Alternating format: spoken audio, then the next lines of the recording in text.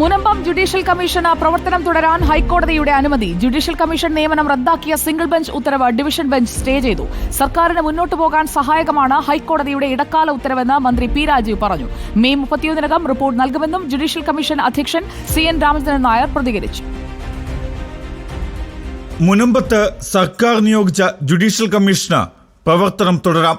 Judicial commission നിയമനം റദ്ദാക്കിയ single bench ഉത്തരവ് സ്റ്റേ ചെയ്താണ് ചീഫ് ജസ്റ്റിസ് അധ്യക്ഷനായ ഡിവിഷൻ ബെഞ്ചിന്റെ തീരുമാനം. സർക്കാരിന്റെ അപ്പീൽ ഫയലിൽ സ്വീകരിച്ച ഡിവിഷൻ ബെഞ്ച് ജുഡീഷ്യൽ കമ്മീഷന്റെ റിപ്പോർട്ടിന്മേൽ തുടർ നടപടിയെടുക്കുന്നത് വിലക്കി. കമ്മീഷന്റെ റിപ്പോർട്ടിന്മേൽ ഡിവിഷൻ ബെഞ്ചിന്റെ അനുമതിയില്ലാതെ തുടർ നടപടി സ്വീകരിക്കുന്നതിനാണ് വിലക്ക്. സംസ്ഥാന സർക്കാരിന്റെ അപ്പീലിൽ ഹൈക്കോടതി മധ്യവേനൽ അവധിക്കാലത്തിന് ശേഷം വിശദമായ വാദം കേൾക്കും. മുനമ്പം പ്രശ്നം പഠിക്കാൻ നിയോഗിച്ച ജസ്റ്റിസ് CN രാമചന്ദ്രൻ നായർ കമ്മീഷന്റെ വസ്തുതാന്വേഷണം പൂർത്തിയാക്കാൻ അനുവദിക്കണമെന്ന സർക്കാരിന്റെ ആവശ്യത്തിലാണ് ഹൈക്കോടതിയുടെ ഇടക്കാല ഉത്തരവ്.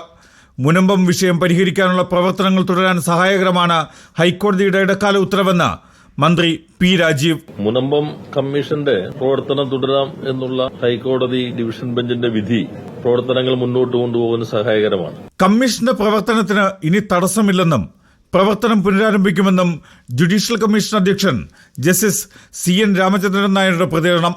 സിംഗിൾ ബെഞ്ച് സ്റ്റേ ചെയ്ത് കമ്മീഷൻ പ്രവർത്തനം മുമ്പോട്ട് കൊണ്ടുപോകുന്ന ഹൈക്കോടതി ഡിവിഷൻ ബെഞ്ച് പറഞ്ഞപ്പോൾ കമ്മീഷൻ ഇന്ന് മുതൽ പ്രവർത്തനം തുടങ്ങുകയാണ് ഇന്ന് തന്നെ പ്രവർത്തനം. ഇനിയിപ്പോൾ കമ്മീഷന്റെ ഹിയറിംഗ് ഒക്കെ കഴിഞ്ഞു. ഇനി കമ്മീഷനെ സംബന്ധിച്ചോളം പറയുകയാണെങ്കിൽ പഠിച്ച് റിപ്പോർട്ട് എഴുതി കൊടുത്താൽ മാത്രം മതി. എന്തൊക്കെയാണ് സർക്കാർ ചോദിച്ചേക്കണം അതിനെക്കുറിച്ച് മാത്രം അഭിപ്രായം പറയാൻ മാത്രമേ കമ്മീഷന് അധികാരമുള്ളൂ.